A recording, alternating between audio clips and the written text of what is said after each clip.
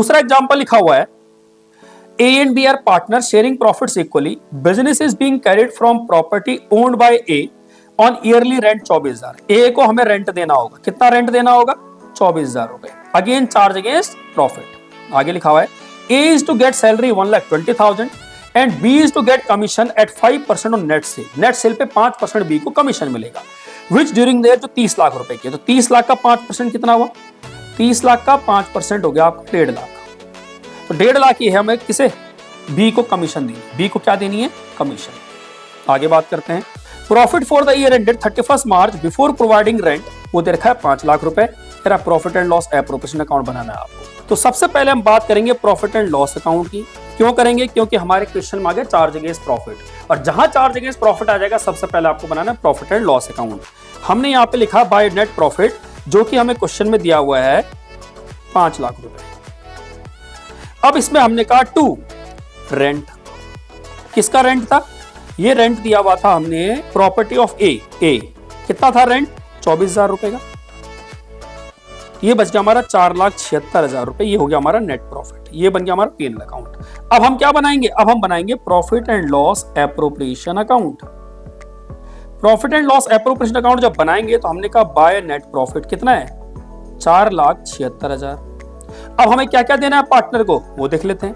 इस तरह हमें ए को क्या देनी है? सैलरी. सैलरी देनी है ए को कितना? 1,20,000 रुपए. 2 बी को देना है कमीशन कितना? 1.5 लाख रुपए. इसके अलावा तो और कुछ है नहीं. तो अगर हम इसे कैलकुलेट करें तो 4,76,000 रुपए है हमारा. 4,76,000 हमने कहा 4,76,000 माइनस 1,20,000 माइनस 1,50,000 कितना हो गया? 2,06,000 हो गया. और इसे हमने कहा प्रॉफिट को जो है किसमें बांट देंगे? ए और बी. रेशियो क्या दे रखी थी? इक्वली है. 2,06,000 को बांटेंगे तो 1,03,000 एक की जेब में और 1,03,000 बी की जेब में. इस तरह से हमारा क्या बनेगा? ये profit and loss appropriation account. Clear है बात? तो हम क्या सीख रहे हैं कि how to prepare profit and loss appropriation account, जिससे कि आपको आइडिया लगे कि हम किस तरह profit and loss appropriation account बना सकते हैं. आने वाले टाइम में और क्वेश्चंस देखेंगे, बट आपको ये समझना जरूरी है, कॉन्सेप्ट इज इंपॉर्टेंट कि how to prepare profit and loss appropriation account by considering rent and interest on loan as a charge against profit, not appropriation of profit. दूसरा हमने रिजर्व का ट्रीटमेंट ऑलरेडी सीख लिया है. और क्वेश्चन करते हैं. नेक्स्ट एग्जांपल देखते हैं profit and loss appropriation account का. कहता है A and N started business on 1st April 24 with capital of 3 lakh 2 lakh respectively. According to partnership deed, N is to get salary 5,000 per month. 5,000 per month means 60,000 साल का. आगे लिखा हुआ है A is to get 10% commission on profit after allowing salary to N. देखिए salary N को देने के बाद, सैलरी N को देने का जो भी प्रॉफिट होगा उसमें से N को सैलरी देने के बाद जो बचेगा उस पर 10% क्या देना है? हमें कमीशन देना है. किसको देना है? ए को देना है. आगे लिखा हुआ है and interest is to be allowed on capital 6% per annum. और इंटरेस्ट कितना देना है कैपिटल पर? 6% साल का. प्रॉफिट शेयरिंग रेशियो बिटवीन 2 क्या होगा? 3:2 उनकी प्रॉफिट शेयरिंग रेशियो होगी.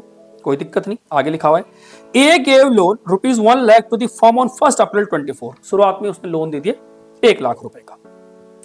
Interest on loan was agreed, वो कितना दिया? 8%. तो 8% कितना हुआ? 1 लाख का. 1 लाख का 8% हुआ 8,000 रुपए. 8,000 रुपए इंटरेस्ट हो गया, ये हमें देना है. N was given loan 2 lakh on 1st October 24. अब N हमने क्या किया? N को लोन दिया. कितना दिया? 2 लाख रुपए का. कब दिया? 1 अक्टूबर को. आगे लिखा हुआ है which interest was charged 8% पर annum. अब देखिए इसमें हमने 8% इंटरेस्ट चार्ज किया, तो 2 लाख रुपए का लोन है, 8% इंटरेस्ट हो गया. कब दिया? 1 अक्टूबर को. इसमें 6 महीने, अक्टूबर नवंबर दिसंबर जनवरी फरवरी मार्च. कितना आ गया? ये भी 8,000. तो 8,000 हमें इंटरेस्ट लेना है और 8,000 हमें इंटरेस्ट देना है. अगर हम ए की बात करें तो ए को हमें 8,000 इंटरेस्ट देना है और 8,000 इंटरेस्ट एन से लेना है. याद रहे ये बात. आगे देखते हैं. आगे लिखा हुआ है manager was to be allowed commission 3,000. Manager को भी हमें 3,000 की कमीशन देनी है. मैनेजर को कितनी कमीशन देनी है? मैनेजर कमीशन है, पार्टनर नहीं. 3,000. अगेन ये भी हमारा चार्ज अगेंस्ट प्रॉफिट का हिस्सा है. आगे देखते हैं. Profit of the firm before these adjustment was 2,50,000. Firm का प्रॉफिट कितना है? 2,50,000 before all adjustments. The firm closes its books on 31st March. कह रहा है एंट्री करनी है आपको और क्या करना है इसमें? आपको profit and loss appropriation account बनाना है। सबसे पहले तो हम बनाएंगे प्रॉफिट एंड लॉस अकाउंट, क्योंकि ये जरूरी है। हमने कहा यहां पर लिखा हमने नेट प्रॉफिट, जो कि था हमारा 2,50,000 रुपए। यहां पर लिखा हमने टू इंटरेस्ट ऑन लोन। किसका था ये लोन? ये था ए का। हमने कहा 1,00,000 रुपए का लोन दिया है, उसका 8% हुआ 8,000। और यहां लिखेंगे bye interest on loan, bye interest on loan. ये था हमारा एन का, जो कि 2,00,000 रुपए का लोन था। 8% ही लोन का रेट है, और कितने महीने के लिए? 6 महीने के लिए। ये भी आया 8,000।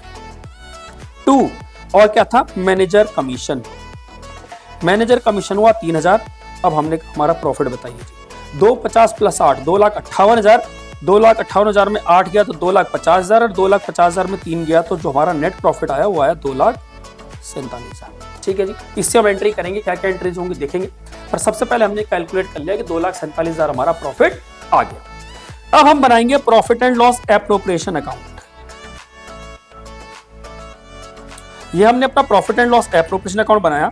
हमने यहाँ पे लिखा बाय नेट प्रॉफिट 2,47,000। मैंने बताया था जो यहाँ प्रॉफिट कमाते हैं वही हम यहाँ ट्रांसफर करते हैं। अब हम क्या क्या चीजें दे रहे हैं पढ़ते हैं। ठीक है जी। सबसे पहले एन को सैलरी दी जा रही है 5,000। हमने कहा टू सैलरी। एन को कितना? 5,000। इसके अलावा और कुछ है नहीं। कमीशन दिया जा रहा है। A is to get 10% commission on profit after allowing salary to N. तो हमने कहा यहां पर ए का जो कमीशन निकलेगा वो कितना निकलेगा? देखिए 2,47,000 तो हमारे पास टोटल प्रॉफिट है। इसमें से हमने कितनी? एन को कितना? 12 60,000 आना। ये होगा 5,000 के हिसाब से 5,000 इंटू में 12 60,000। 60,000 ये है 60,000 रुपए सैलरी। 60,000 सैलरी दे दी। अगर इसमें से कितना बचा है? ये बचा 1,87,000। कितना बचा? 1,87,000। अब हमें क्या देना है उसे? 1,87,000 का 10% कमीशन। कितना हुआ? 1,87,000 का 10%, एक जीरो हटा दे, 18,700 रुपए। 18,700 रुपए। आगे देखते हैं। Interest is to be allowed. Interest कितना देना है कैपिटल पे? इंटरेस्ट ऑन कैपिटल देना है। ए और एन कैपिटल दे रखी है ए की 3,00,000 और बी की है 2,00,000। 3,00,000 का 6% 18,000 और 2,00,000 का हुआ 12,000। और भी कुछ है क्या? कमीशन हो गया, इंटरेस्ट ऑन कैपिटल हो गया, लोन की हम बात कर चुके हैं, कमीशन हो गया। ये हो गया हमारा क्वेश्चन खत्म। अब हम इसमें क्या करेंगे? नेट प्रॉफिट निकालेंगे। तो 2,47,000 minus 60,000 minus 1,87 18,700 sorry 18,700 minus 18,000 minus 12,000। ये प्रॉफिट आ गया हमारा 1,38,300। 1,38,300 का हमारा ये आया प्रॉफिट। अब इस प्रॉफिट को हम ए और एन को देंगे। रेशियो क्या है? 3:2। तो डिवाइड बाय क्या करेंगे? 5 इंटू में 3। यह आ गया 82,980 और डिवाइड बाय 3 इंटू 2 करेंगे तो ये आ गया 55,320। इस तरह से हमने क्या किया?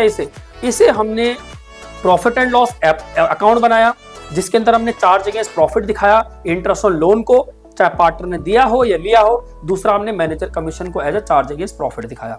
जो भी प्रॉफिट आया वो प्रॉफिट से हमने एप्रोप्रिएशन किया। तो एप्रोप्रिएशन में हमने क्या दिया? सैलरी दी हमने, कमीशन दिया हमने, और उन्हें इंटरेस्ट ऑन कैपिटल दिया। जो बचा उसे हमने पार्टनर्स की प्रॉफिट में ट्रांसफर कर दिया। अब आपको जर्नल एंट्री खुद करनी है। मैं आपको सिखाता हूं कैसे।